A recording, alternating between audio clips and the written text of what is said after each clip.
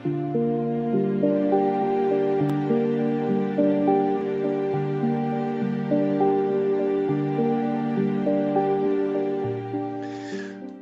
tarda de nou. Després d'aquest Star System que ens ha presentat l'Alberto Velasco, no esperàvem menys d'ell. Ja sabeu, els que el coneixeu, la seva capacitat que té per rastrejar moltes d'aquestes qüestions. Donaré pas de seguida a la doctora Greta García, que agraeixo molt que pugui estar també avui aquí amb nosaltres, i sobretot perquè la seva experiència com a restauradora d'art modern a l'Institut Valencià de Conservació, Restauració i Investigació i com una de les grans especialistes en Modigliani, que, com ja sabeu, els que heu pogut veure l'exposició, a nosaltres ens va fascinar una petita història molt interessant dels successos de l'any 84, que a partir d'aquí ella ens obrirà molt més el camp al voltant d'aquest artista tan i tan falsificat. Doctora Greta, quan vulguis, endavant. Bueno, buenas tardes a todos y agradecer a la organización de las jornadas, al museo y a la Universidad de Gerona el haberme invitado y poder ofrecer un poquito más de información en este oscuro mundo de las falsificaciones, y agradecer también a los ponentes que hayan puesto su información y sus investigaciones de tiempo a disposición de todos. Deciros que voy a empezar a hacer una pequeñita introducción sobre lo que vamos a ver, que es este complicado mundo de las falsificaciones de Modigliani. Sabemos que es un artista muy falsificado, pero la pregunta de siempre es por qué está falsificado y cuáles son las consecuencias de que su obra esté tan falsificado y qué es lo que se está haciendo en la actualidad para poder solucionar esto. Además, todo esto lo vamos a intentar ver en un ejemplo, el más reciente que nos ha llegado hasta nosotros y que precisamente tiene su origen aquí en la provincia de Gerona. A ver, perdón, porque... A ver, no sé si veis la diapositiva. Creo que no se está viendo en pantalla completa. Cuando la paso, la pierdo, ¿no? Estás en la última diapositiva. Vale, que me he quedado me he quedado de antes de la prueba, perdón. Sí. ¿Cuándo empiezan las falsificaciones de Modigliani? Pues decir que prácticamente desde su muerte. Esta mañana Kathleen nos hablaba de la fascinación que tenemos por descubrir lo que es verdadero y falso, y en el caso de Modigliani es muy complicado, como ya veremos después al hablar de análisis por datación, porque realmente no solo estamos hablando de un artista muy reciente a nosotros, sino que además está falsificado prácticamente desde que muere.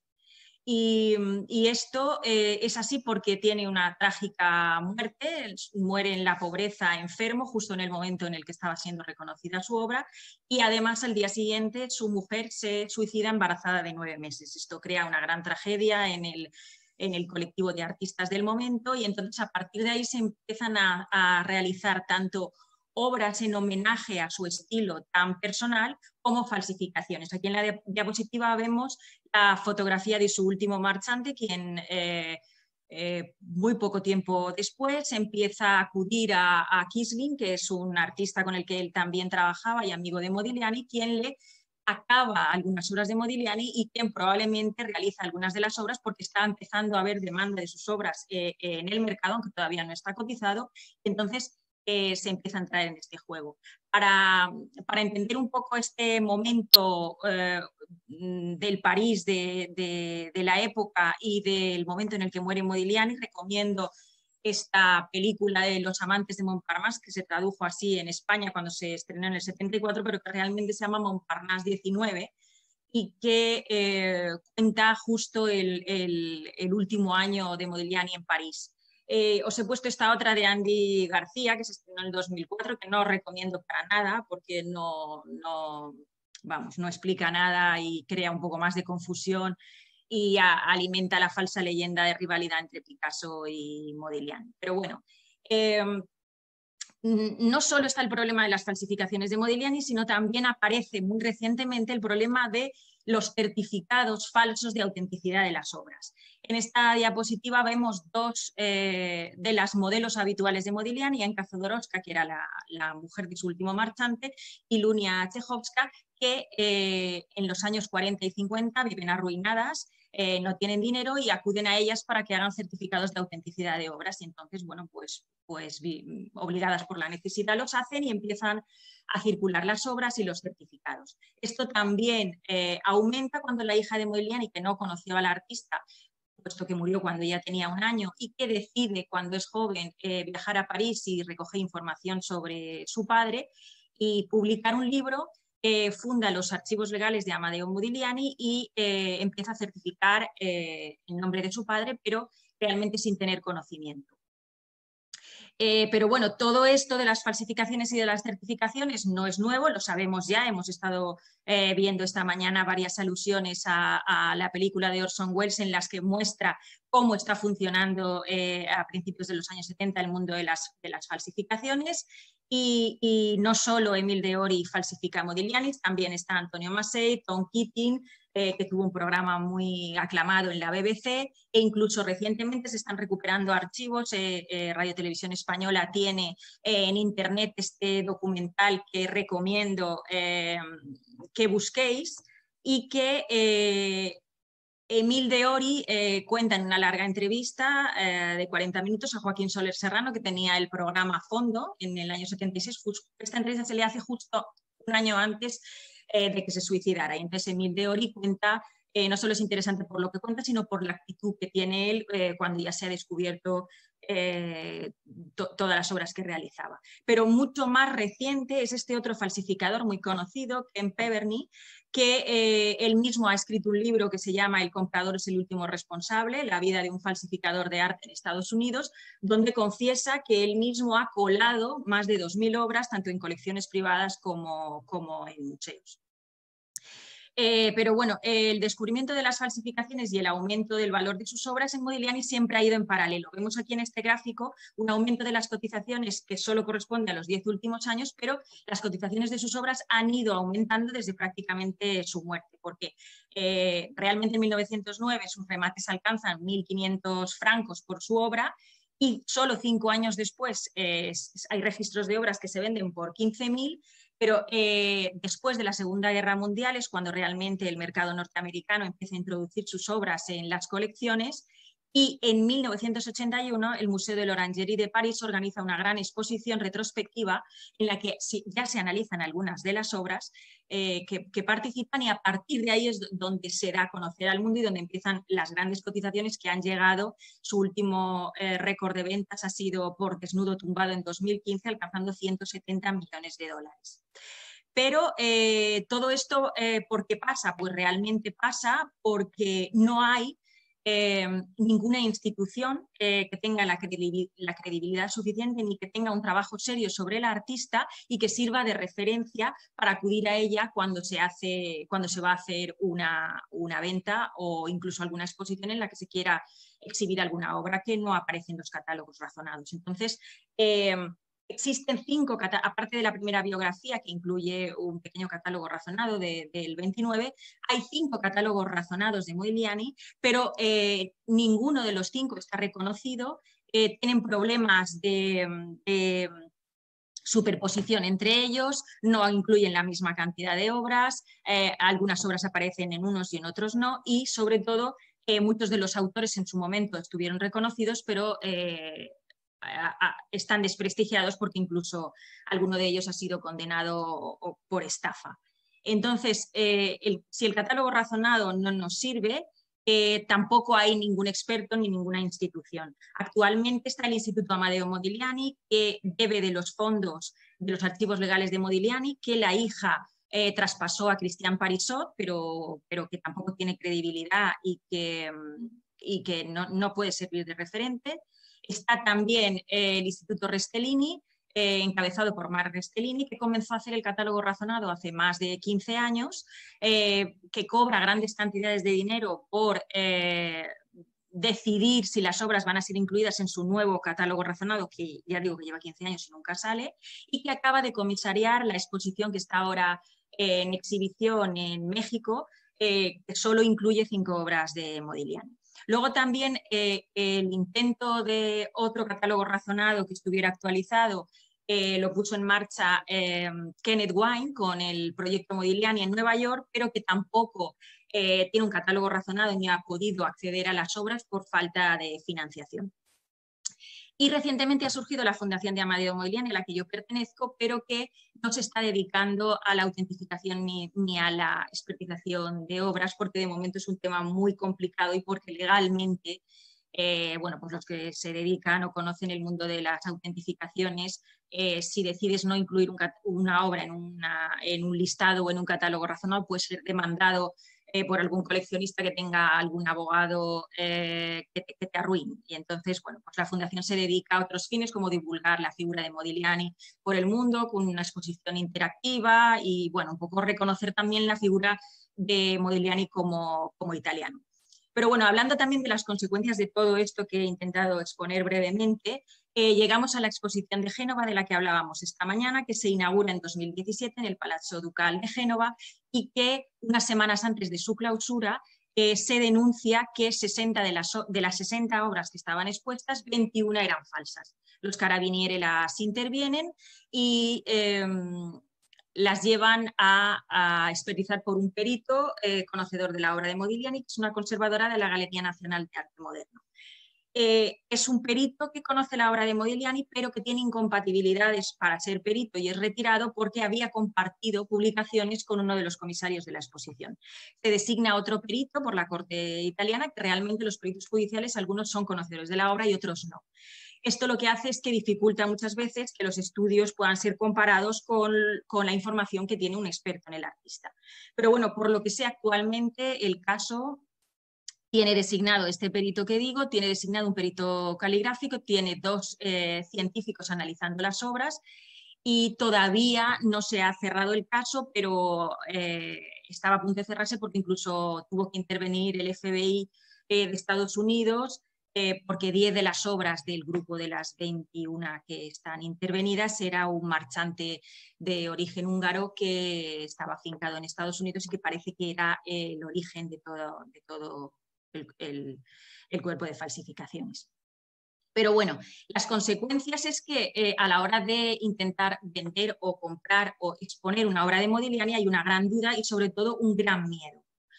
Esto se refleja, por ejemplo, en la gran exposición de la Tate Modern de Londres que se organizó a finales del 2018 y que, por cierto, aquí pongo unas imágenes de la realidad virtual que era realmente magnífica porque recreaba el último estudio de Modigliani. Exhibía 100 obras originales de Modigliani, pero las 2 comisarias de la exposición no se atrevieron a exhibir ninguna obra que estuviera en el único catálogo razonado de Modigliani, que de los 5 que he puesto al principio es el de Ceroni y que se cerró en 1972. Entonces, desde 1972 no se ha actualizado, se sabe que tiene errores, pero actualmente no se atreve nadie a salir de ese catálogo,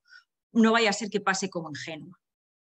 Entonces, en esta exposición, que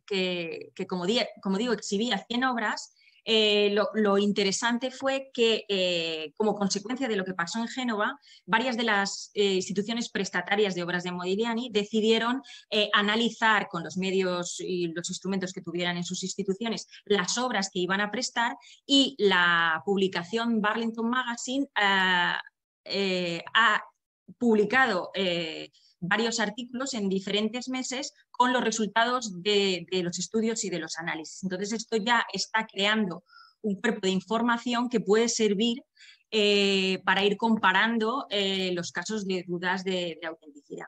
Este estudio se está completando con el que están haciendo los laboratorios de investigación de los museos de Francia, que están analizando con motivo del centenario de la muerte de Modigliani,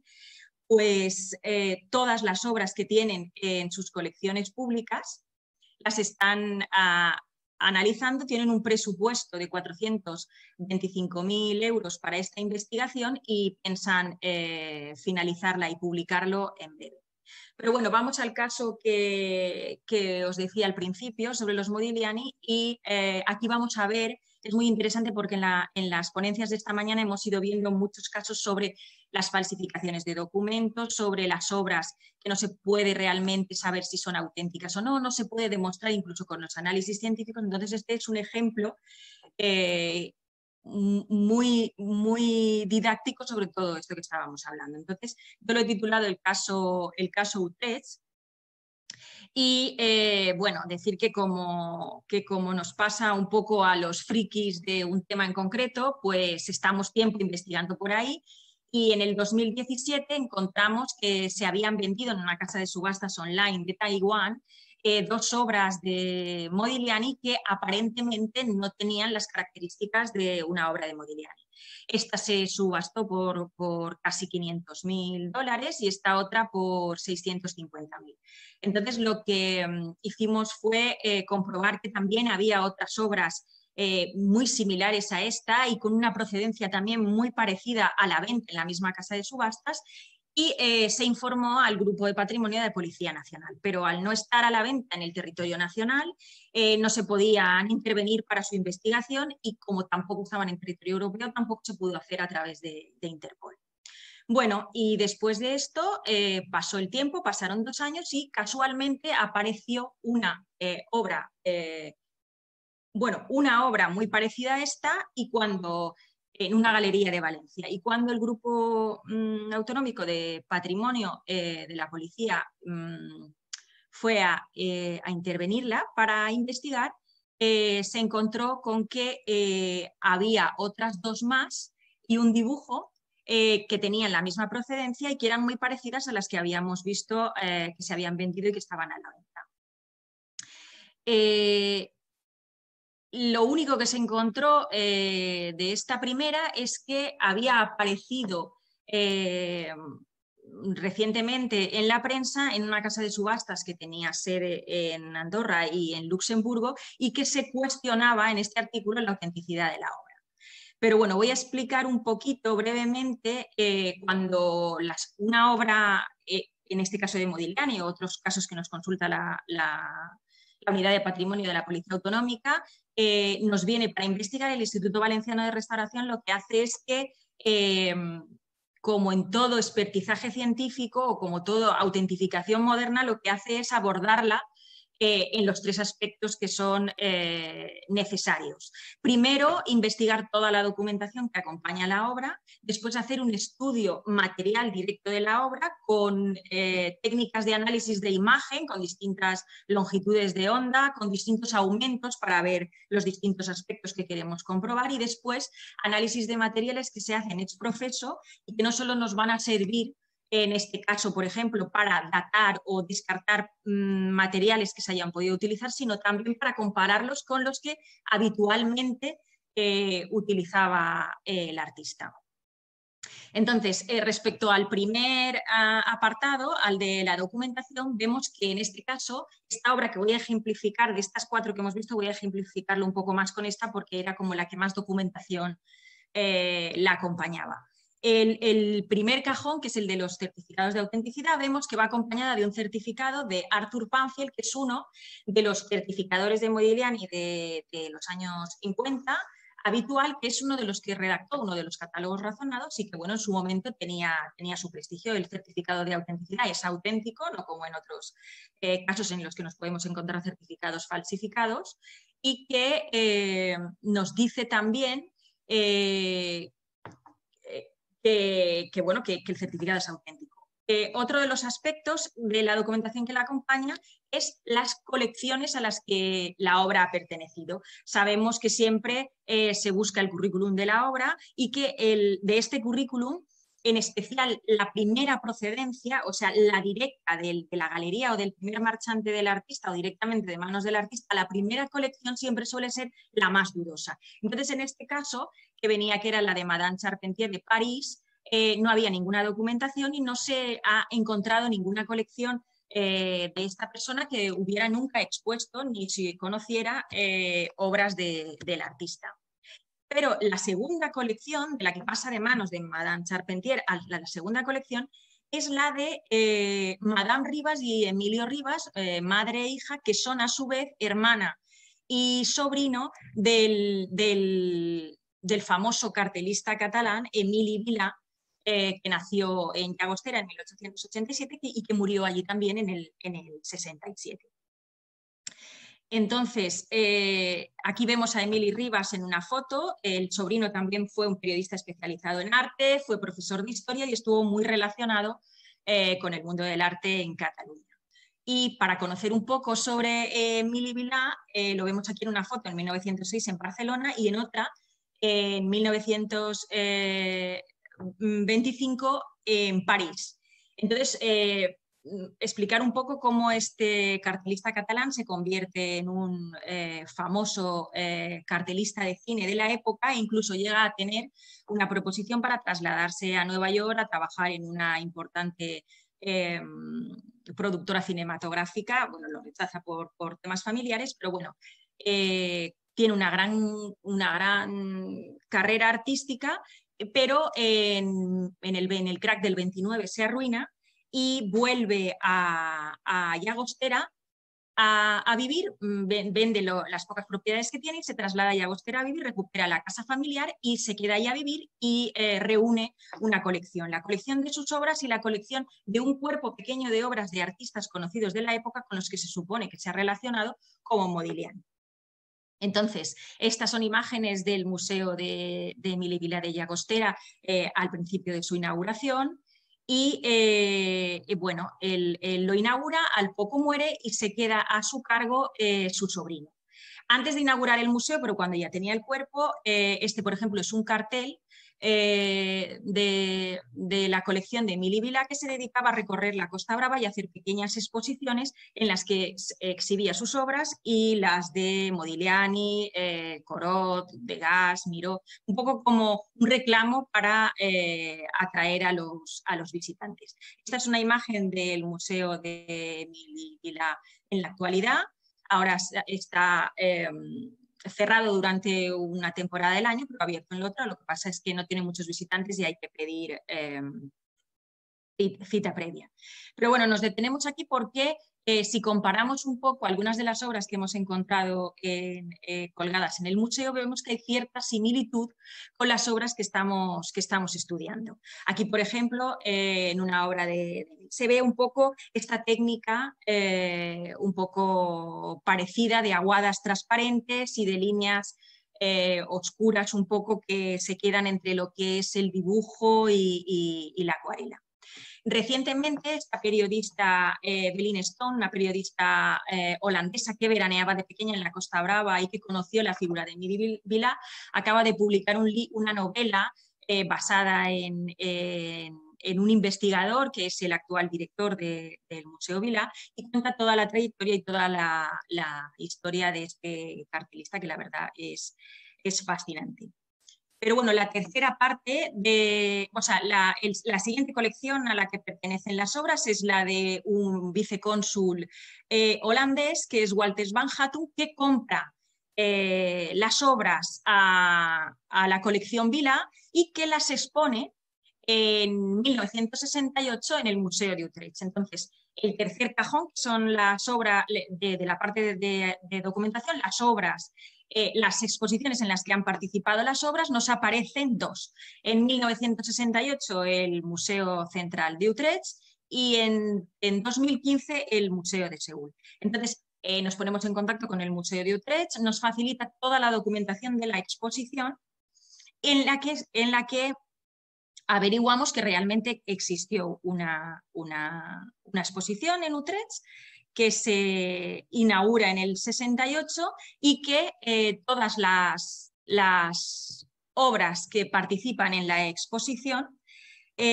son de una técnica desconocida hasta el momento de Modigliani, que combina el dibujo con la acuarela y que es un cuerpo de unas 20 obras, casi todas bocetos de obras importantes. Al poco tiempo de la exposición, aquí vemos el catálogo, bueno, decir también que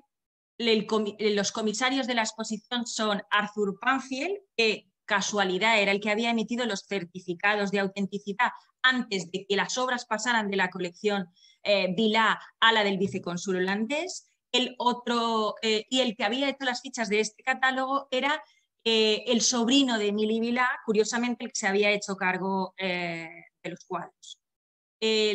Una de las salas de la exposición va dedicada precisamente a explicar esta nueva técnica tan novedosa en Modigliani y tan desconocida. Estos son los 700 documentos que nos envía el Museo de Utrecht sobre la organización de la exposición, sobre los artículos de prensa que salen, porque al poco tiempo se denuncia que la exposición tiene obras falsas. Esta es la exposición de Seúl en 2015, cuando después del escándalo de la exposición de Utrecht las obras desaparecen o se quedan dormidas durante 15 años, y en el 2015, cuando hemos visto antes el artículo de la Galería de Luxemburgo, vemos que también empieza a aparecer. La obra también va acompañada de un informe de un laboratorio de París, y comprobamos que el informe realmente es cierto, el análisis se ha hecho, pero que muchas veces los informes sobre los análisis de pigmentos lo único que están haciendo es comprobando que por datación los pigmentos corresponden con la época, pero como vemos que en estos casos las obras son muy recientes, las falsificaciones son muy recientes a la época de las obras, realmente por datación los análisis pues no dan una información comparativa que pueda ser concluyente. Con todas las técnicas de análisis vamos viendo en los aumentos y comprobando realmente en detalle que no se corresponde con la técnica de Modigliani. Comparada con los dibujos, vemos en algunos sitios con luz visible y con infrarroja cómo se ha borrado y rehecho la firma. Aquí vemos como en otra de las obras se ha incluso intentado en varias veces. Aquí lo vemos claramente en infrarrojo. Y comparado lo que os decía con los dibujos de Modigliani, si realmente se tratara de bocetos, no tienen nada que ver en la factura ni en la concepción de la obra. Aquí he puesto como ejemplo algunas de las obras de los bocetos de obras definitivas que hace sobre pintura y tampoco se corresponden. Este grupo de obras lo que ha hecho ha sido coger obras importantes de Modigliani reconocidas y cotizadas y realizar en su momento, que estoy hablando de que se trata de unas obras de más o menos los años 30, inventar un falso boceto de estas obras definitivas. Aquí vemos la obra de Elvira, que está en una institución importante, o esta de la Tate. Como os decía, no voy a entrar porque no tengo mucho tiempo, pero bueno, en base a lo que estos informes decían, el Laboratorio de Investigación de Análisis del Instituto Valenciano de Restauración lo que hace es buscar las técnicas de análisis que complementen las que se han hecho y que puedan darnos más información para que sea concluyente. Entonces, la fluorescencia de rayos X identifica los pigmentos sin la necesidad de toma de muestra, y que además lo que hace es que nos permite, aparte de darnos un espectro exactamente del punto que queremos analizar, es que podemos acotar a lo mejor una zona de, como en este caso, 4 centímetros por 4 centímetros, y entonces nos está dando exactamente los componentes, y lo que nos permite ver es cómo están distribuidos y cómo esto se puede comparar con